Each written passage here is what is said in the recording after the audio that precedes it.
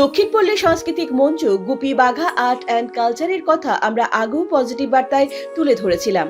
আজ দেখলাম এই খুদে খুদে ছাত্রছাত্রীরা এবং বয়স্করা দুর্গাপুরের সাই বাবার আশ্রমে অনবদ্য প্রতিভা দেখিয়ে সাই বাবাকে নিয়ে একটি নাটক প্রতিস্থাপনা করেছে এবং মানুষ সেটা অন্তর দিয়ে নিয়েছে। তাদের অভিনয়ের চরম সুনাম হয়েছে। সেই কৃতি ছাত্রছাত্রী এবং নাট্যকারদের আজ সম্মান জানাতে নাট্যমঞ্চে উপস্থিত ছিলেন দুর্গাপুরের দুই নাট্যকার এবং ডিরেক্টর সতীনাথ দাস ও সৌমিত্র চ্যাটার্জি।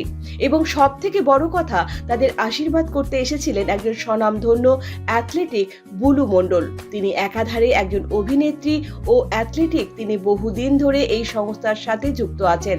তিনি বলেন, আমাদের এই বিনা পয়সায় গ্রুপটিকে আরো বড় করে এগিয়ে নিয়ে যেতে হবে। গরিব ছাত্রছাত্রীরা বিনা পয়সায় অভিনয় শিখে একজন বড় বড় শিল্পী হয়ে উঠতে পারে। গুপি বাঘার সভাপতি কিশোর কুমার সিং বলেন, এই গ্রুপটি আমাদের সাধনা। এই সাধনাকে উপযুক্ত জায়গায় পৌঁছাতে সমস্ত সাহায্য করবেন।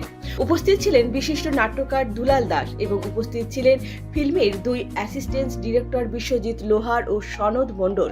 শুধু তাই নয়, শুভেচ্ছা জানিয়েছেন মানকর ইচ্ছাটা না নাটক থিয়েটার থেকে বিশিষ্ট নাট্যকার সঞ্জয় পরামানিক এবং শুভেচ্ছা জানিয়েছেন মলানদিঘি থানার বড়বাবু রাজেশ ভট্টাচার্য মহাশয়। তারা বলেন, বিনা পয়সায় অভিনয় শেখা এবং অভিনয় করা এই সংস্থা দেশের বিরল শিক্ষাগুরু শীর্ষেন্দু সরকারের উদ্যোগে এই সংস্থাকে আমরা সাধুবাদ জানাই।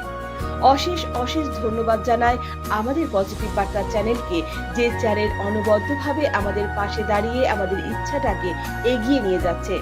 পজিটিভ বার্তার তরফ থেকে এই সকল মানুষদের এবং ক্ষুদে শিল্পীদের জন্য রইল ভালোবাসা ও শ্রদ্ধা।